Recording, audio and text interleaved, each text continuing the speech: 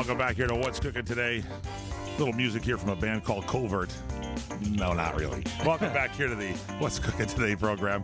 Michael Hart along with Matt Bassans, who's coming up here first and batting leadoff for us on the show today. What do Golden Boys, Pushing Daisies, The 9 Human Target, Killer Instincts, and House all have in common? Mike? Shy McBride. Oh, yeah. I love this guy. Shy McBride, we love you here on What's Cooking Today. Welcome to the broadcast. Thank you very much, my man. And let me tell you, if you do have a Covert album, that'll probably get you close to $1 on eBay. So, keep that in mind. This is Shy McBride. This guy. That's your future. That's your Bitcoin. That's my Bitcoin of the day. Shy McBride, one of the great actors of all time. I'm telling you, he was on Boston Public and all that stuff, but I really caught hold of him there on Human Target because I like those action adventure shows. Then he joins the cast of Hawaii Five-0 years ago. He's become one of the top regulars here on the show, and there's a special show coming up, but you got to be having a lot of fun on that show, Shy McBride. I mean, the writing is incredible. You've developed the characters. Your guy, Lou here, Captain Lou, is one of my faves there. Are you having a good time in Hawaii? No, man, it's terrible, man. I want out. Of course, man. work in Hawaii, man. They pay you to do something you did for free as a kid. What's not to love, man? Yeah. Anybody who can, if you can be mad doing a TV show in Hawaii, maybe we should hire some people to just go around just slapping people. Captain Lou Grover, mad big in Hawaii. It's just and do you film all over or basically on Oahu where they do most of the filming? We're on Oahu. I mean, once we shot a large part of an episode on the Big Island, but that's I've only traveled once since I've been here. I think they've done it a couple of times. They've gone to Maui and to Kona, but we went to Kona once in the years that I've been here. Now your name, Shy McBride. You're from Chicago, Chi-Town. How did that nickname get connected there to you? Well, when I went to a small college in Michigan. Everybody on my dorm wing was from New York, so everybody started calling me Shy Guy, and it just stuck. And Shy Guy just morphed into Shy, and then I just pretty much went by that since I was in my early 20s. Yeah, weren't you? You went to school for music or something for a while. First, tell us how you got into acting, because it wasn't that way at the beginning. I mean, you even worked. I love this part of it. You even worked as a billing clerk for AT&T. I mean, you're following my career here, for God's sakes. I love this stuff. How did you get into acting? Well, you know what I did for AT&T. What? As little as possible, and people always called in about, they got all these 900 numbers and all this over the phone porn stuff that they were denying that they made the calls to, and I'm like, yeah, sure, you didn't make that call, but we had. In back in those days, I've always I don't know that I've always wanted to be in show business, but I've always been a television kid, and I loved TV, and I knew who all the players were, and so on and so forth, and I always thought to myself, I could do that. Yeah. And it's not, like I said, wasn't necessarily that I wanted to be in the show business my whole life, but I always felt like if I had an opportunity, I could do it. And fortunately, I got an opportunity to do it. You did it by way. You went to Atlanta. You worked for AT&T, but you did some music there. I mean, for gosh sakes, you did a song about a boxer, as I recall, about Mike Tyson, didn't you? I was going to look for that before the show. Yeah, about Mike Tyson. Yeah, about Mike Tyson was going through a variety of problems. He was robbing killings and a mother, and it was the whole thing with that. And it was ludicrous. So yeah, I just do a parody of that.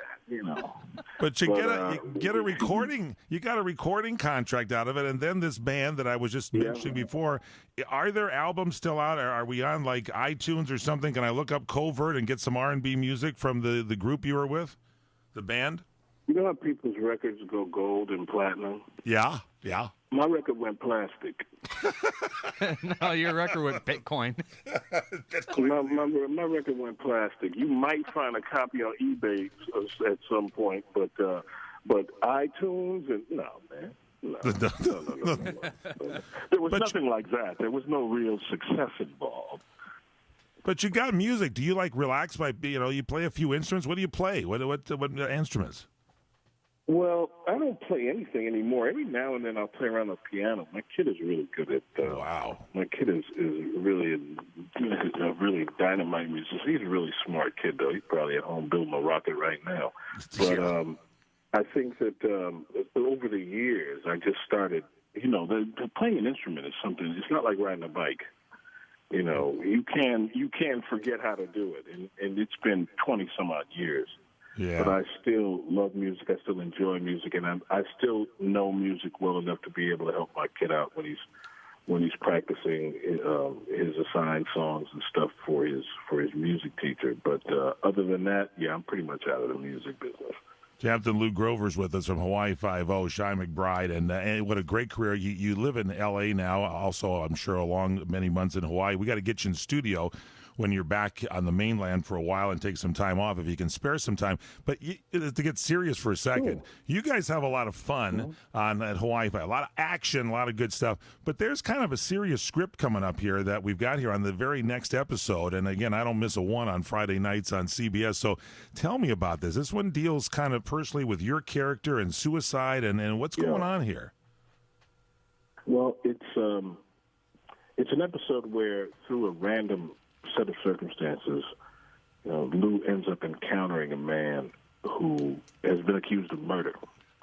And when Lou first walks up on him, the guy has a gun to his head. He's planning to kill himself. And in Lou's past, there was an episode I believe in season 4, that it kind of explained why, on a very topical way, why Lou left Chicago, and he was in a situation where he was the hostage crisis negotiator for SWAT in Chicago.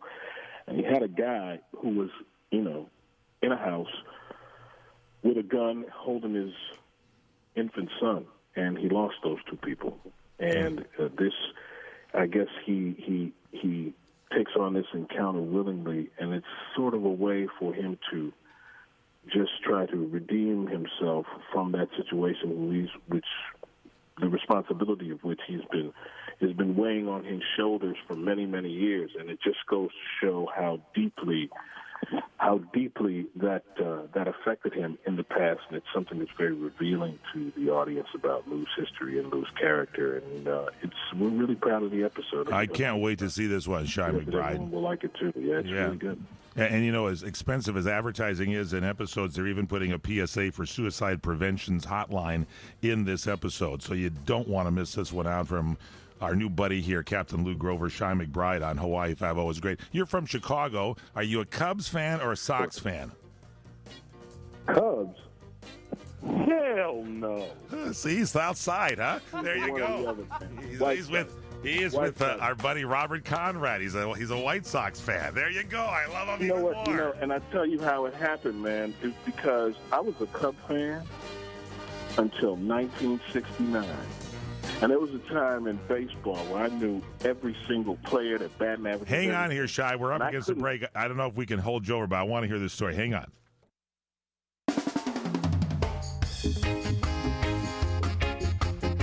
We're back here on the weekend edition of What's Cooking Today, the nation's food, wine, restaurant, travel, and entertainment show. Michael Horn, Matt Passance, our buddy is Captain Lou Grover.